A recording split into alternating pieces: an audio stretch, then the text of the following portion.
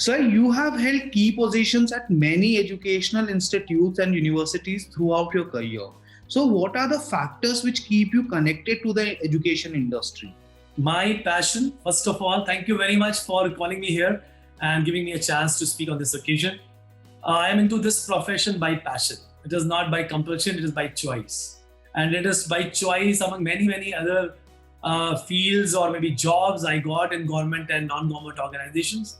But I decided to remain a teacher, and that was, I think, my passion. So, if I'm into education sector from last 30 years, because I'm very passionate about it and I'm very happy in this profession.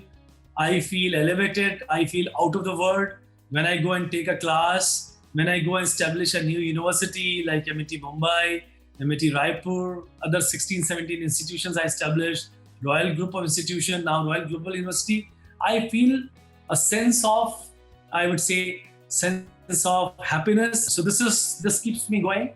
And last 20 years, I'm head of the institution. And fortunately, all institutions where I worked, they all are doing very well. So that is another very important point. So that keeps me going. That is my motivation. Success is my motivation. Passion is my motivation. That's absolutely wonderful, sir. So, do you think this passion will be translated to the students as well? Once NEP is implemented, will we see a surge in the number of entrepreneurs in the country, or will students go back to traditional jobs and traditional courses? This is a question which is going on in the mind of people, and not only new education policy, national education policy, but also from our time when we were young. But at that point of time, probably it was more emphasis on job. India was growing in such a manner so that we were creating more jobs in the public sector and government, and private sector was not that strong. But now private sector is also very strong, a huge, and definitely as many entrepreneurs will have, those many jobs will be created. You should be not a job seeker, you should be a job creator. That is a buzzword going on all the time. But look, one aspect we should never forget, like NEP or maybe my passion of teaching, or my passion of teaching doesn't limit to my passion of teaching or maybe creating good teachers. My passion of teaching also helped me to create good citizens, passionate citizens, happy in any discipline they want, happy in any entrepreneurship or corporate job they are willing to. But wherever they go with passion. They go with that kind of intention that they will excel in their own way in that particular field. That should be the objective. If you're passionate about cooking, I would say don't do anything, become a chef. And if you can have an entrepreneurship, start a restaurant, you will excel, I guarantee for that. But money, that this much input and that much output, this much input in the entrepreneurship and that much output, that is a wrong way of doing it. Money makes money. I know many start another venture and they make little more money. If they invest the same amount of money in the bank, they will also be gaining the same amount of interest. Money makes money, also creates some jobs, but that is not the entrepreneurship in my opinion. Entrepreneurship is where you have an idea, you have an innovation, you have a passion, and you want to do something on your own, not money makes money. So I'm talking about all those money-minded people and families. I don't consider them entrepreneurs. Entrepreneurs is a risk-taking behavior where money is not making money, you are making money with your family. So this is another one. So that passion has to be there in entrepreneurship. One more important point I would like to touch upon here. We are talking about entrepreneurship more for because we're creating in India as a nation. We are not being able to create enough jobs for enough number of people. Situation which should happen because NEP also a new education policy, unless and until we have a pull factor. You know, there's a push factor, there's a pull factor. Pull factor can be both. I mean, like pro-economically, multinational corporation will more come in numbers and establish themselves in India. We have a conducive environment. More entrepreneurs will come in. I think every good person would like to become an engineer.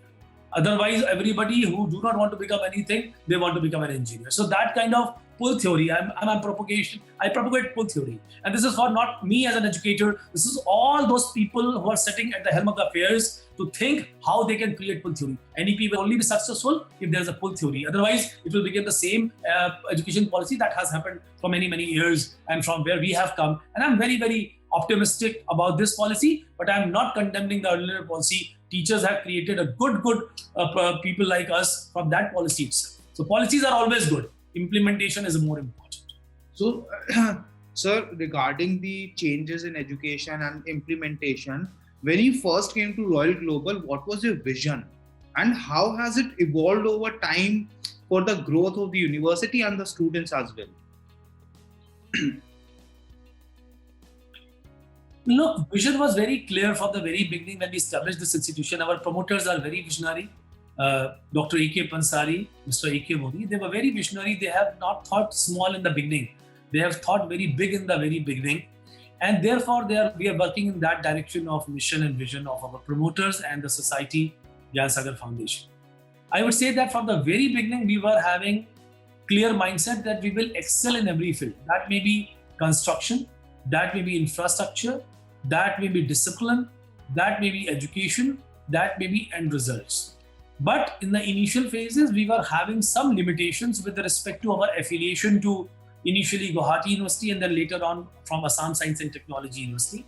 And also limitation of some where people were not very keen to work very hard in the initial stage. So once we launched Royal, the two agendas, they were there in my mind and I am very much successful. I would say 80% successful in that thing is one is that we should be hardcore professional. Teachers are normally a little laid back. We should not be. We are teaching 20 to 25 hours per week, most of my teachers. And the students are in my campus from 9 to 5:15 every day, say around 40 to 43 hours every week. And that is compulsory. The education, what we have in many universities, that people come and walk into the class. At times they do not walk into the class and they just go out and they think, and end of the day they criticize also that whatever has been taught in the class, it is all bookish knowledge, it is nothing practical. This is all nonsense. All weak people talk like this. All strong people never.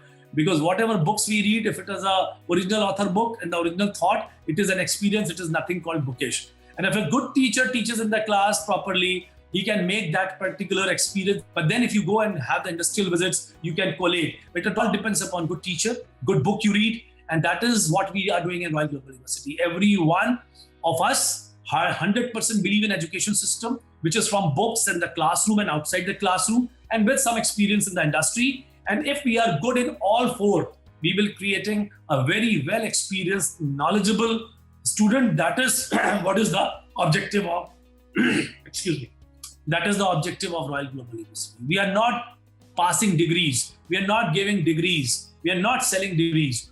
We are imparting knowledge. We are inspiring people. We are igniting them to do something better in life. Sir, how do you and Royal Global ensure that the best practices of the industry are being followed to inspire these students? Look, we are having great interaction with the industry throughout. One is that is not mandated, but also we have done for ourselves each and every board of studies where we create curriculum, where we think what new is coming up in the industry and what should be taught to the student in the classroom and outside the classroom. So every board of studies is having industrial representative to their respective field, and they help me to formulate my syllabus. Second, that industry people regularly come and interact with our students. Thirdly, our all students, it is going to be sort of compulsory for each and every one of us or students to go to the industry and have a summer internship or any other kind of internship. And the last and most important, we have MOUs with many industries. So this is the three, I think, and then industry people also, now they come and regularly, labs will be sponsored by industry to establish here so that we can do work for the industry also. And also food technology and other things, if at all we'll get a chance, we will establish labs where each and every industry will come to the institution. That is the way European model and the American model works. Industry come to the institution, come to the university, they establish themselves here.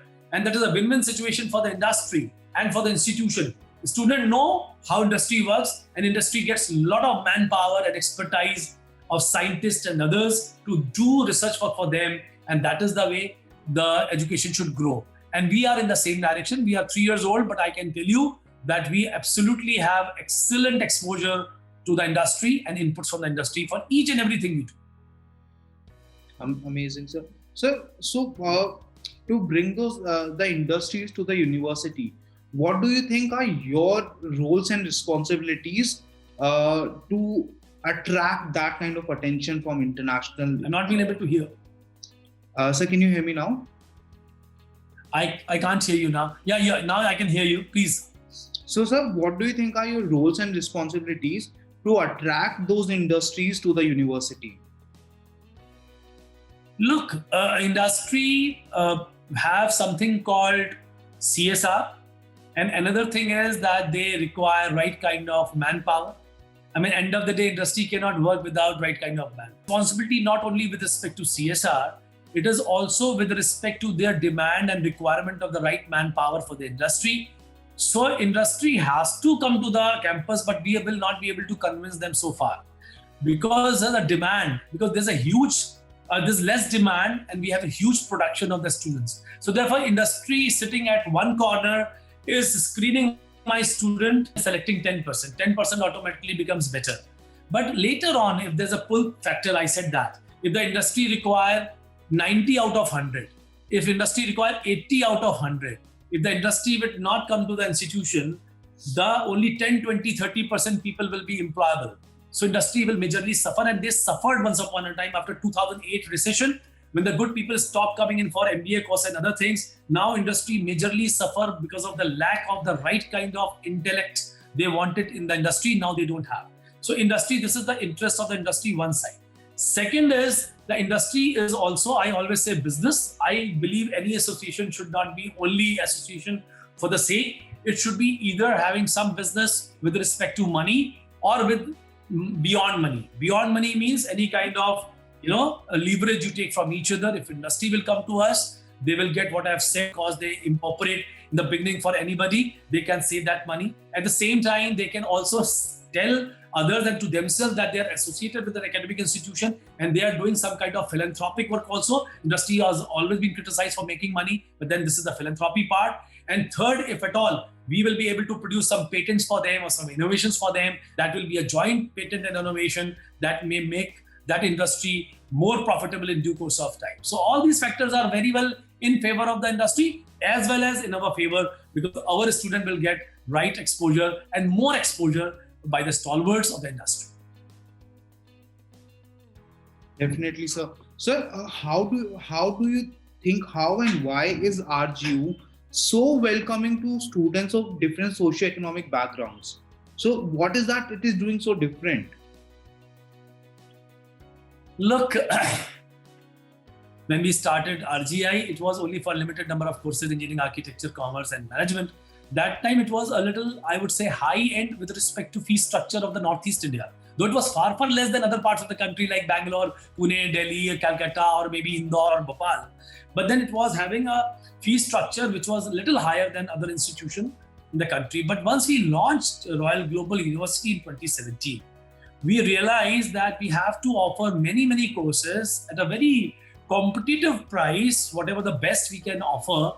With, I would say, with my promoters are very kind. They never thought that they will earn any money out of this venture, and they are still investing into it, and they are ready to invest further also if we can provide good and quality education. So therefore, our fee structure for almost 90% courses is less than the fee structure. Means you talk about, I'm not going to name anybody, but any private university in Northeast India or maybe Calcutta, they are having either equal fee structure for 90% of my courses or less or more than that. So, and then we have everything better than them with respect to infrastructure, location, faculty members, and aura and discipline and hard work and 45 hours, 42 hours per week. So now that has helped me to filter the student. Now the people in Assam and Northeast know only serious students should go to Royal Global University. And that we created as a vision from the very beginning, that we are here for serious people. We are not here for those people who just want to walk into the university. And that was happening once upon a time with Royal also. So now we have almost 4,000 students, serious kinds, and they all are going to make us proud, but they all are keen for education. So that was, I think, that is the brand we have created so far. So, sir, what do you think is the top priority for Royal Global University for the next 10 years? Top priority would be that we should have at least, next 10 years is too long, but then I can say about 5 years, 10 years though is like something which is in today's time is something like 1 century, 50 years back. So 5 years, I would say that we will be having number one NAC A or NAC A plus, number one accreditation that we are applying right now. Number two, we will be having at least 100 patents.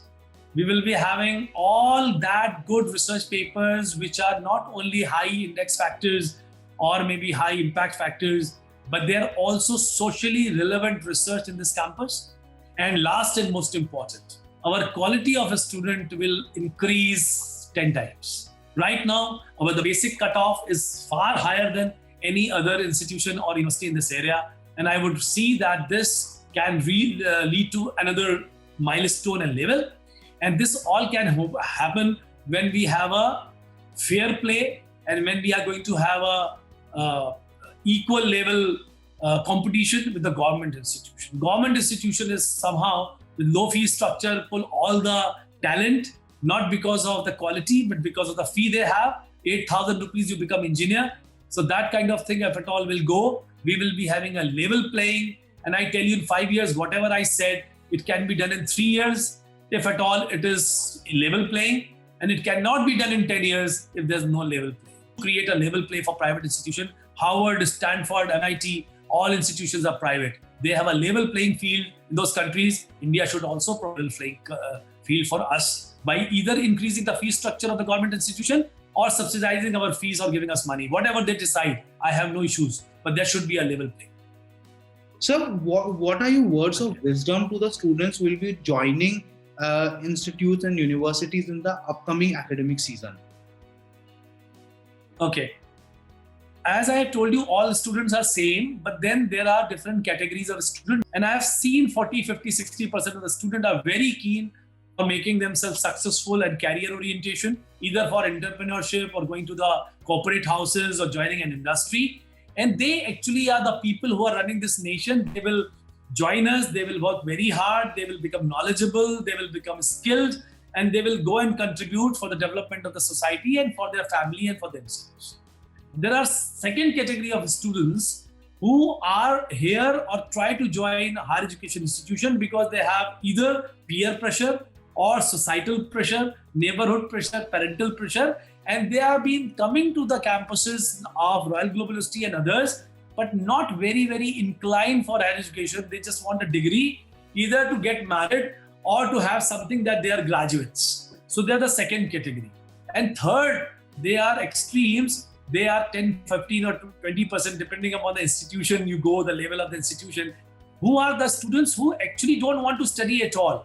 Even they have done their class 12 with a lot of difficulties. And they still are living in their own world and they don't want to study. So for all three categories of a student, I would say that unless and until you try to either become the first category, that is you want to have knowledge, become successful, because your coming to the campus makes huge difference in the economic setup of your family. The parents will pay a huge amount of money, fee. Therefore, private institution, the students coming to private are more sincere because they are paying a good amount of money.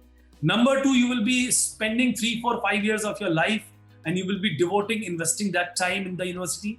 And third, end of the day, you need to do something for your livelihood. Even if you are the richest of the man on this earth, you should have to do something to make your livelihood and socially acceptable and being kind of called a successful person. Not only money can make you a successful man, we all know it very, very well. So this way, if at all you are from the second or third category, I would say that find out your passion, see what passionates you. That may be videos. But then if it is videos, go into video editing.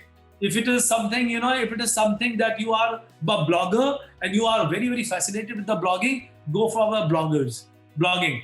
And if you think you are something into script writing and you want to write movie or maybe script for the movies, you go for that only. But join whatever, wherever you have the passion. That is why saying, nothing less than passion. And if you can't find your passion, try to start finding it from now. See what your interest areas are. There are many psychologists, there are many career counselors. We have a counseling team. Come to us, we will guide you that what is going to be most suitable. And once you will choose those options, I think education will become very simple. It will become more fruitful. And wherever you go, that university will also be blessed to have a very motivated student for a particular field. Then too, they are being thrown out of their house every day to go to the university, and they come sleeping and go back sleeping. They should not spoil the environment of the institution if they are not having intention to do higher education in any of the higher education institution of this country. Very straight about it. Definitely, sir. Thank you so much for your time, sir, and giving College Lane an opportunity to connect students with leaders like you.